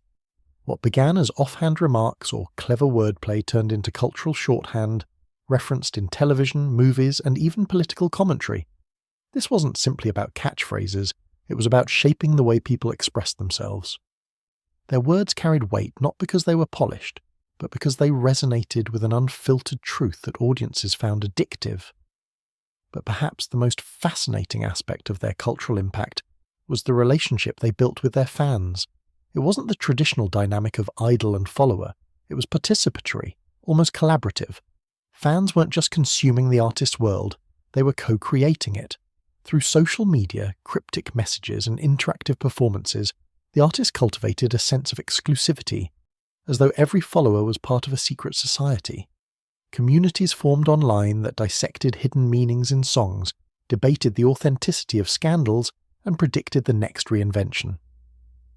These spaces weren't just fan clubs, they were cultural hubs, shaping discourse that extended far beyond the music industry.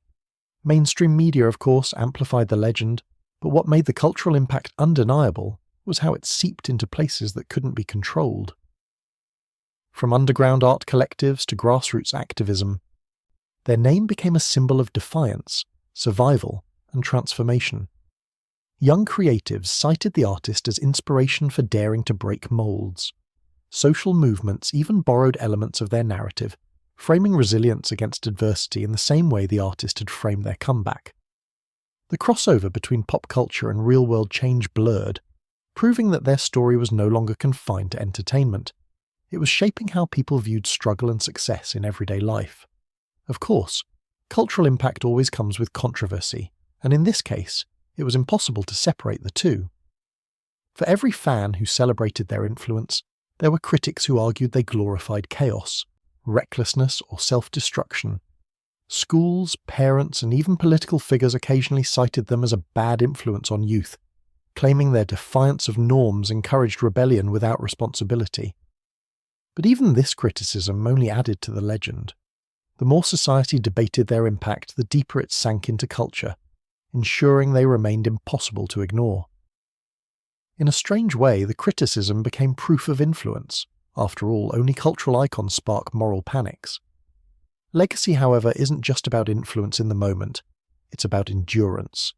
And here, the artist's impact took on another layer. Unlike fleeting stars, their reinventions ensured that each era felt distinct yet connected, like chapters in a larger book. This narrative consistency gave their career a mythic quality, one that scholars, journalists, and cultural critics began to analyse seriously. Think pieces debated whether they were merely provocative or genuinely revolutionary. College courses included their lyrics in discussions about contemporary art and social change. museums and galleries began to frame their work as cultural artifacts, evidence of an era where art, fame, and chaos collided in unprecedented ways. Their legacy also grew through influence on future artists.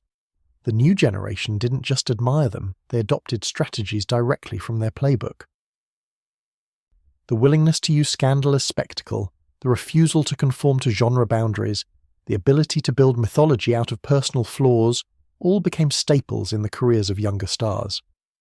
In interviews, these rising figures openly credited the artist as their inspiration, proving that the influence was not only lasting but expanding.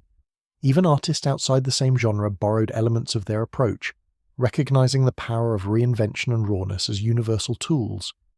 But what solidified the artist's legacy most was their ability to embody contradiction.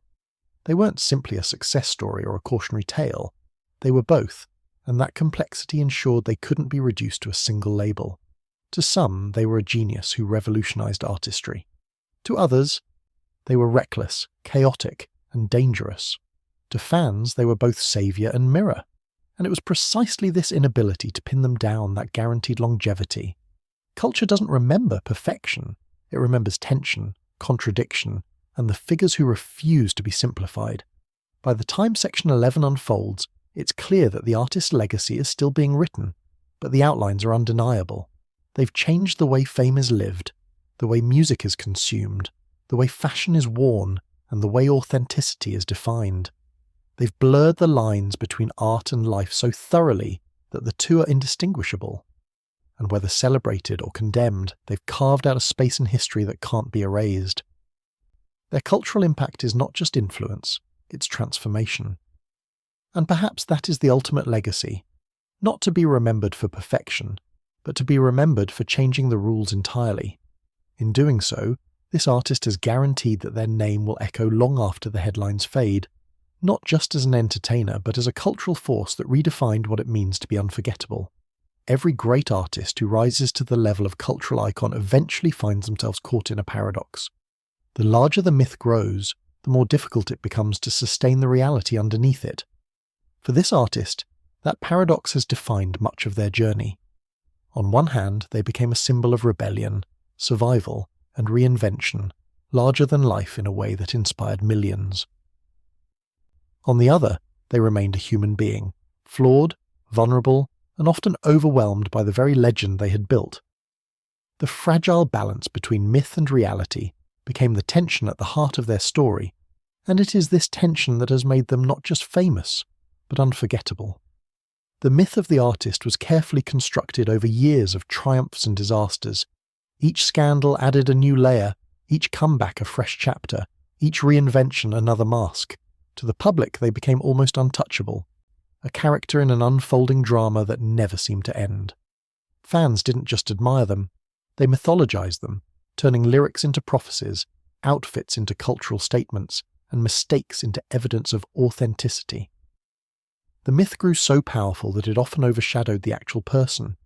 When people spoke their name, they weren't talking about a human being, but about a symbol, a story, a force of nature.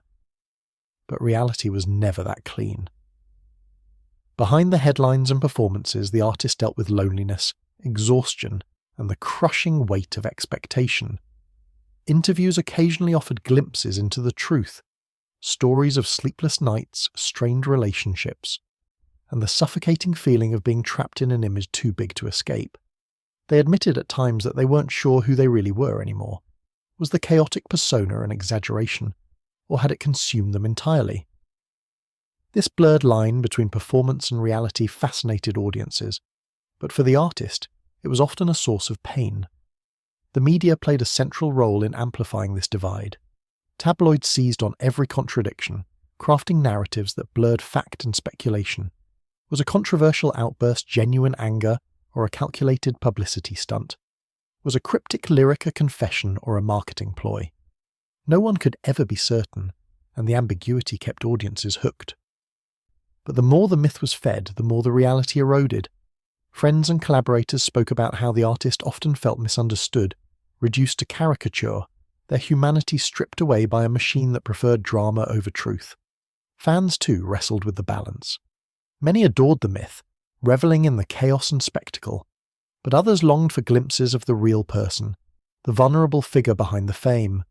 Social media occasionally offered such moments, unguarded posts, candid live streams, heartfelt admissions that reminded people of the human beneath the legend. These rare glimpses were often more impactful than any chart-topping hit because they cut through the noise. Yet even these moments of honesty were scrutinized, dissected, and sometimes doubted. Was the vulnerability real, or just another performance? The myth versus reality struggle extended to the music itself. On the surface, their lyrics often played into the myth, filled with grandiose declarations, shocking revelations, or enigmatic symbolism. But buried within were confessions that hinted at the truth, admissions of regret, loneliness, and fear that contradicted the larger-than-life persona. Listeners debated endlessly about what was genuine and what was constructed, but the contradictions only deepened the allure. The music became both a mask and a mirror, a place where the myth was performed and the reality quietly confessed. This fragile balance also affected relationships. Friends, lovers, and collaborators often found themselves caught between the mythic figure, adored by millions, and the flawed human being they knew privately. Trust was hard to maintain when even personal moments risked being consumed by the myth. Stories leaked of relationships breaking under the pressure, of friends struggling to reconcile loyalty with the chaos that seemed to follow. Yet others described the artist as deeply kind, introspective, and surprisingly grounded when away from the cameras, proof that the myth was never the full story. What made the tension so powerful was that the artists themselves seemed to lean into it. At times, they intentionally blurred the line further, releasing cryptic statements, staging shocking performances, and playing with imagery that left audiences unsure what was real. By doing so, they turned the fragile balance into an art form. Reality and myth became indistinguishable, and the confusion only heightened their legend. It was both self-destructive and brilliant, a strategy that kept the world guessing while simultaneously eroding the self beneath it. But the consequences of living within this paradox were heavy.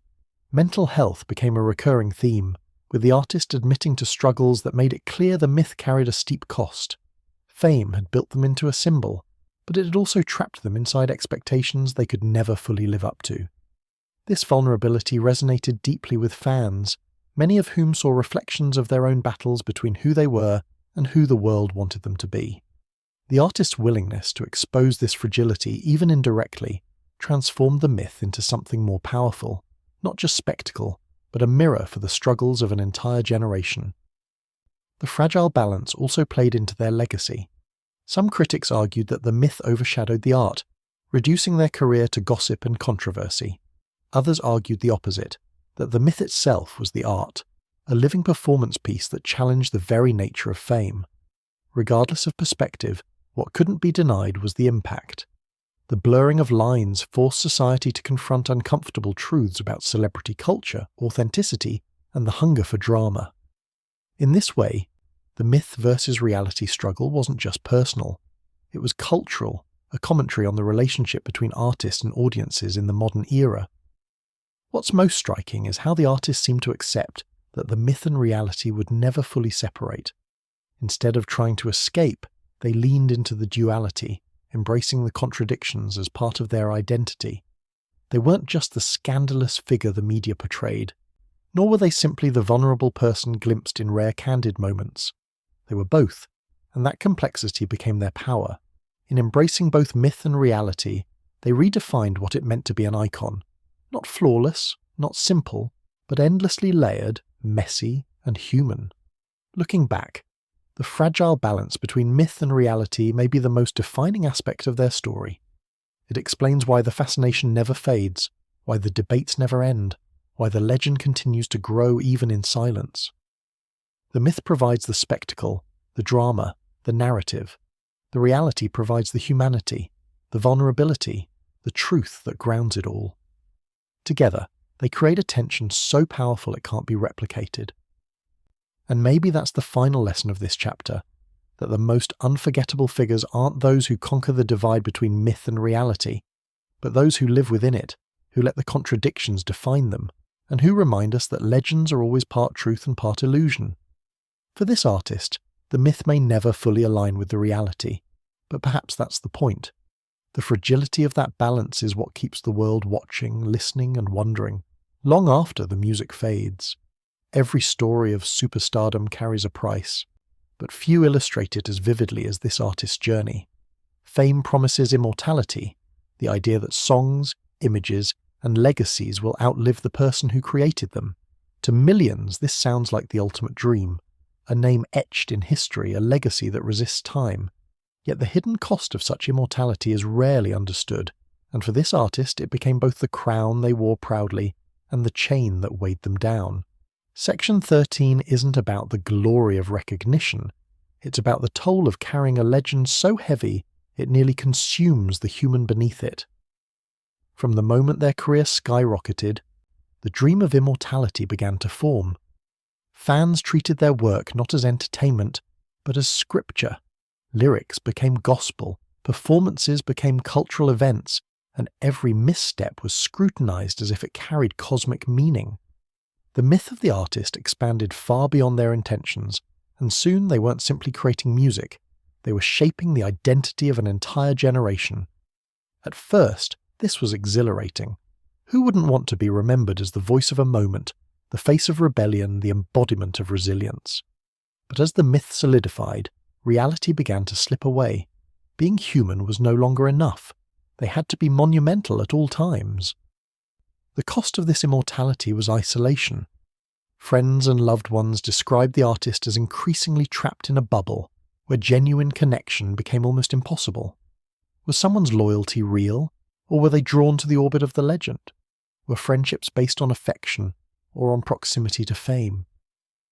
The more the myth grew, the more the artist doubted the intentions of those around them. This suspicion built walls, cutting them off from the very grounding relationships that could have offered stability.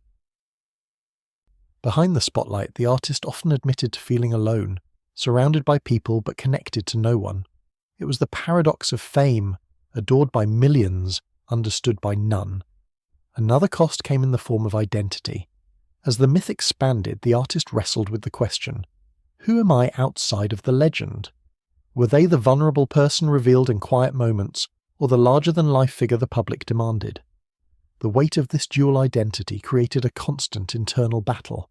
In some interviews, they confessed to no longer knowing where the performance ended and the real self began. This blurring wasn't liberating, it was suffocating. To maintain immortality, they had to continuously feed the myth, even at the expense of their own sense of self.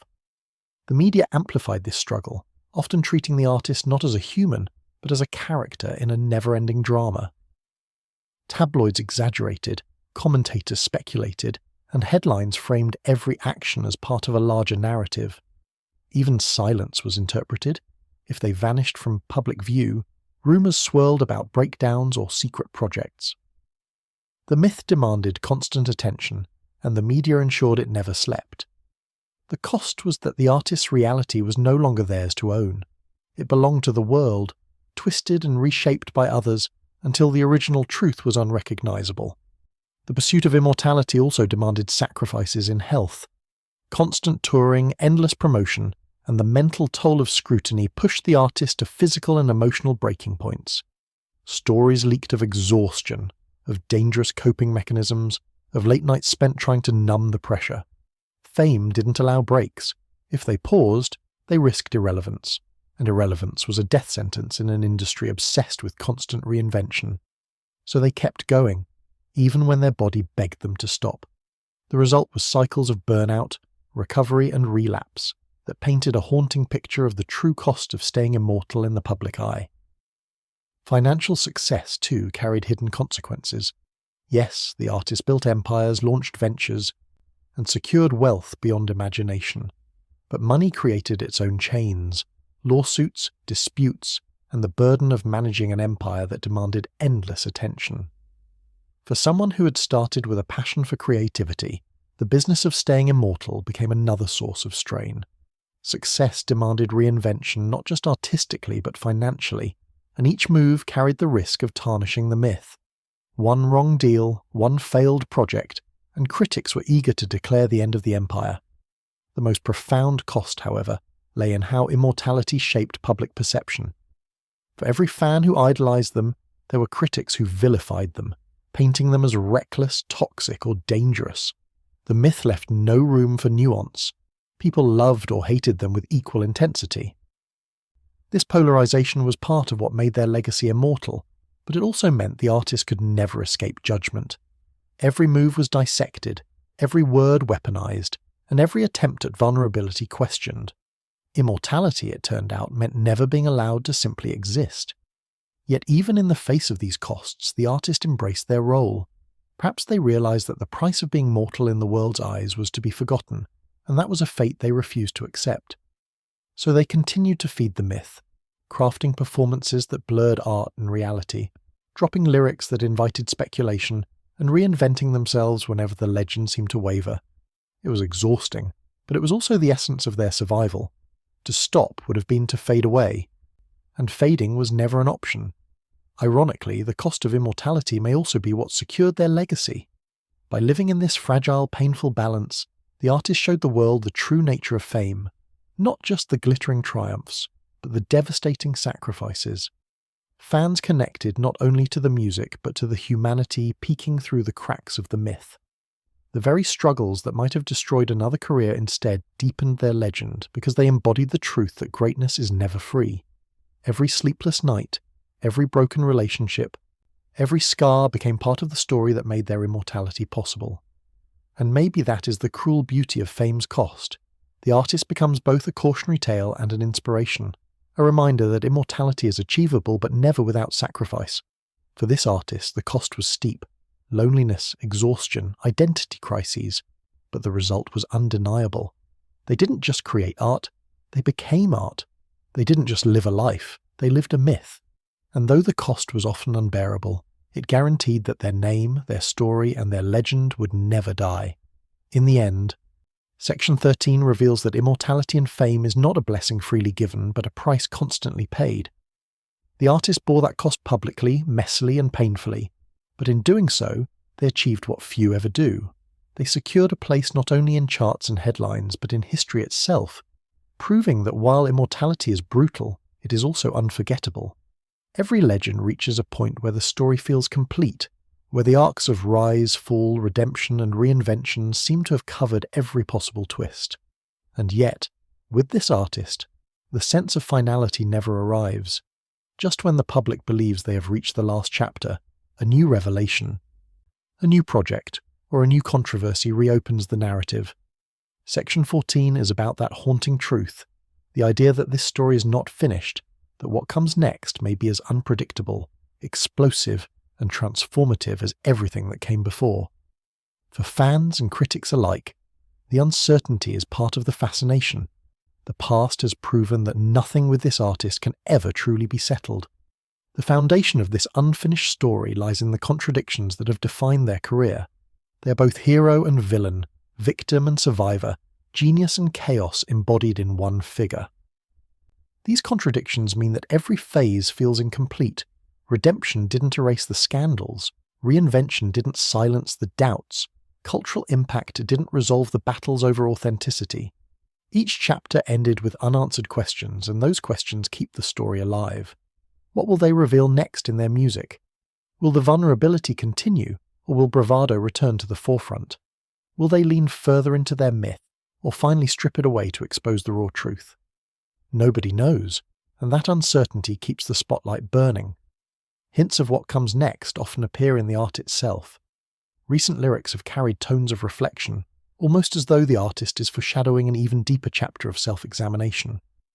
Yet within the same body of work, there are bursts of defiance, declarations that suggest the fire to shock, provoke, and dominate has never dimmed. This duality points to an unfinished evolution, a tension between maturity and rebellion that could explode in any direction. Fans read these signals obsessively, trying to predict the next era, but history has shown that predictions rarely capture the reality. The artist thrives on unpredictability, and that unpredictability is their greatest weapon. The business side of their empire also suggests that the story isn't over. In recent years, they've expanded influence into ventures far beyond music, fashion, technology, production, and whispers of even more ambitious projects. Each move signals a desire not just to remain relevant, but to dominate industries beyond entertainment. For someone who has always sought control, the future may involve less performance and more empire building, a shift from the spotlight to the throne. Yet even here the unpredictability looms. Will the artist embrace stability as a mogul, or will the restless spirit push them back into chaos for the sake of reinvention? Relationships too remain unfinished chapters. Some reconciliations have brought surprising peace, while other conflicts continue to simmer beneath the surface. Collaborators wonder if old feuds may reignite, if long-awaited partnerships will finally materialize, or if betrayals from the past will resurface to spark new drama. These personal dynamics are as much a part of the story as the music itself, and fans know that one unexpected alliance or feud can shift the entire cultural narrative overnight. The question of legacy also lingers in the air. Critics ask whether the artist's cultural influence will stand the test of time or fade beneath the weight of scandals. Supporters argue that the legacy is already secured, while skeptics insist that the final chapters will determine whether they are remembered as a revolutionary or as a cautionary tale. This debate ensures that the story can't yet be closed. The truth is that legacies are rarely defined in the present. They are cemented over decades, and this artist's next moves could either solidify their myth or fracture it forever. What makes the future so captivating is the constant possibility of reinvention. If the past has taught us anything, it's that no persona is permanent, no sound is final, and no scandal is the last. At any moment, the artist could pivot entirely, releasing music that shocks the industry, stepping into politics, or disappearing entirely only to return years later with a transformation no one saw coming. The unfinished story thrives on this unpredictability, because the world has learned that the impossible is always possible when it comes to this figure. Yet there is also the haunting possibility of collapse. Fame at this level is unsustainable forever, and the cost of immortality, as explored in the previous chapter, takes a toll that cannot be ignored. What comes next could be a triumphant new era, or it could be the breaking point where the pressures of myth finally overwhelm reality. This fragility adds urgency to every performance, every interview, every public move. Fans cling to each moment, knowing that it could be the beginning of another legendary chapter or the last act in a saga that has defined a generation. The artist seems acutely aware of this tension. In recent years, their statements have hinted at a recognition of mortality, not just physical mortality, but cultural mortality, the awareness that even legends eventually fade. This awareness doesn't appear to frighten them. Rather, it seems to fuel a determination to make every chapter unforgettable. If the end must come, they seem intent on ensuring it comes with a bang, not a whimper. This mindset all but guarantees that the unfinished story will continue to deliver shocking twists until the very end. For fans, the allure of what comes next is inseparable from the emotional connection they feel. This isn't just about music or fame, it's about watching someone live out their battles in real time, reflecting the struggles of survival, identity, and resilience that many face in their own lives. The unfinished nature of the story mirrors the unfinished nature of life itself. People are drawn to the artist because their story feels like a mirror of their own, flawed, chaotic, uncertain, but always pushing forward. In the broader culture, the unfinished story ensures relevance. Every headline, every rumour, every move becomes news because the narrative is still unfolding. Documentaries, biographies, and think pieces will continue to be written not as retrospectives, but as snapshots of a story still in motion. And in the digital age, where attention is currency, an unfinished story is the most powerful tool of all. It guarantees curiosity, speculation, and conversation that never dies. Ultimately, Section 14 reveals that the artist's legacy cannot yet be defined because the story itself refuses to end. The rise, the falls, the reinventions, the cultural impact, these are only chapters in a book still being written. Whether the next pages bring triumph, tragedy, or transformation, one truth is undeniable. The world will be watching. For some, this unfinished story is a source of frustration, a refusal to close the book neatly. For others, it's the essence of fascination. Because in the end, legends are never finished. They are lived, rewritten, and debated endlessly, long after the person themselves is gone. And so, the question hangs in the air. Heavier than any scandal, more powerful than any hit song, what comes next? The answer remains unwritten, but the anticipation ensures that this story, unfinished as it may be, is already immortal.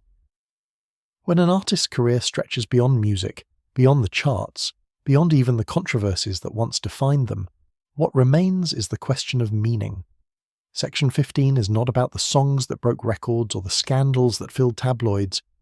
It is about the deeper reflection on what it all signifies, about the echoes that linger after the noise fades, and the ways in which this figure has transcended being just an entertainer to become something larger, a mirror, a myth, and a symbol of the complexities of fame and humanity itself.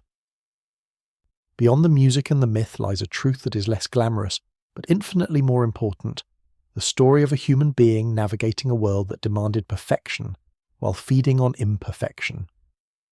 Music was always the foundation, but even from the earliest days it was clear that this artist's impact was not confined to melody and rhythm. The songs carried confessions, provocations, and philosophies that transcended entertainment, weaving themselves into cultural consciousness. Listeners didn't just hear tracks, they heard reflections of themselves. Each lyric hinted at battles with identity, resilience in the face of chaos, or defiance against societal norms. Yet the deeper truth is that the music became only one part of a larger tapestry. The myth surrounding the artist, the scandals and reinventions, the shocking twists of fate, all of these wove together into a narrative more compelling than any single album. And it is within this narrative that the final reflection emerges, that the artist's greatest creation was not their music but their legend. Yet legends are double-edged swords. Beyond the myth lay a person who bore the weight of constant scrutiny, whose humanity was often sacrificed to maintain the story.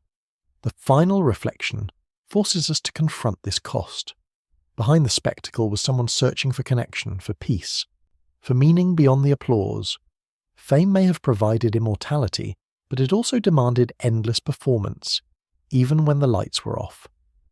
This contradiction is perhaps the most profound truth of their legacy, that the very qualities that made them unforgettable also left scars that would never fully heal. To reflect on the myth is to acknowledge the pain it carried as much as the power it bestowed. Beyond the music, their influence shaped culture in ways few could rival. Fashion trends, social media language, even the very definition of authenticity in art shifted under their influence. They didn't just create songs, they created movements, aesthetics, and attitudes that rippled through generations. But what is most striking in reflection is that none of this was calculated in the traditional sense. The chaos, the scandals, the vulnerability, they were not part of some neat strategy, but the raw unfolding of a life lived under relentless pressure. The myth was built not on perfection, but on imperfection, not on control, but on survival. And in that way, the artist became more than a star. They became a symbol of what it means to be human in an age where humanity is constantly performed for an audience. This section also demands that we consider what their story teaches us about ourselves. Audiences devoured every twist of their life, both celebrating and condemning them with equal fervour. In doing so, society revealed its own contradictions, the hunger for authenticity paired with a ruthless demand for spectacle, the desire to see idols rise and an equal desire to see them fall. The artist's myth was not created in isolation. It was co-authored by fans, critics, media and culture at large. To reflect beyond the myth is to recognise that the story says as much about us as it does about them. We wanted a legend, and in our demand, we consume the person beneath it. But for all the contradictions and costs, the final reflection is not one of despair, it is one of transformation. The artist, despite everything, managed to transcend the boundaries of celebrity. They turned their struggles into symbols, their pain into power, and their chaos into culture. Beyond the music, beyond the scandals, beyond the myth, what remains is resilience, the ability to fall and rise, to fracture and heal, to constantly reinvent in the face of doubt. That resilience, more than any song or headline, is the essence of their legacy. It is why their story feels unfinished, why their name continues to spark fascination, and why their influence refuses to fade. In reflecting on what lies beyond, we also touch on immortality. Not the glossy immortality of awards or sales, but the raw kind that exists in memory and culture.